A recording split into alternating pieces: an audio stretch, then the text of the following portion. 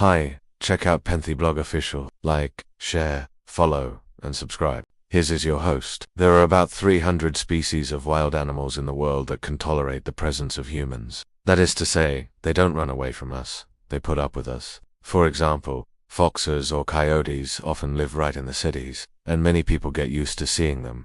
Even some large animals like camels and giraffes have learned to tolerate our presence. But the question is, how do they learn to put up with us? Well, it all comes down to one thing: food. In the past, many animals learned to tolerate humans because we provided them with an alternative source of food.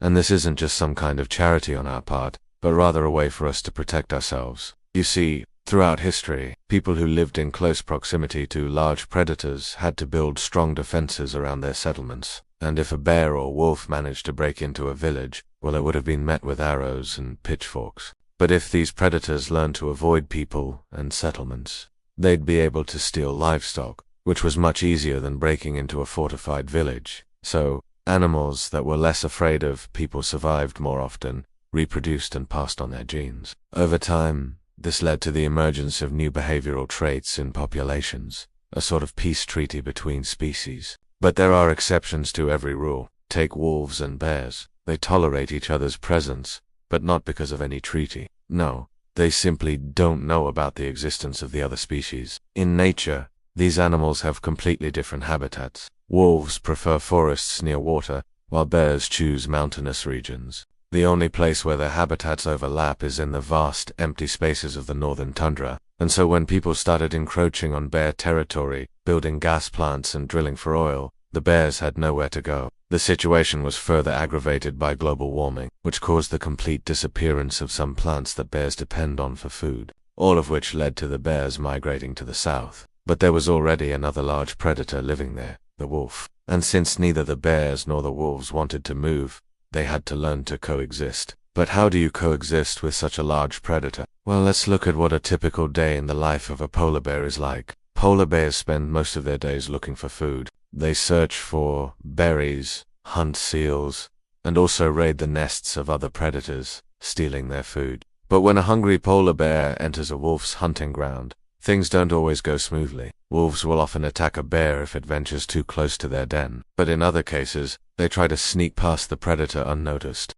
After all, a full-grown wolf can take on a bear. But if the bear is hungry and feels threatened, it will surely win the fight. So the best strategy for a wolf is to stay away from trouble. But sometimes even this doesn't work. For example, when both species need to drink from the same stream, the wolves usually drink quickly and leave. But sometimes the bears decide to take their time. What can a she-wolf do in this case? Well, she can either wait until the bear finishes drinking and then also quench her thirst, or she can simply steal the fish that the bear has just caught. It's not uncommon for bears to lose their catch to foxes or eagles, so why should they put up with thieving wolves? This is especially true during the mating season when the she-wolf is accompanied by several males. In total, there may be up to 12 wolves in the pack, and they're all hungry. Just imagine how many fish a she-wolf could grab in this situation. Even so, the bears still somehow manage to survive. Perhaps it's because they simply don't consider wolves to be dangerous predators. I mean, how could they?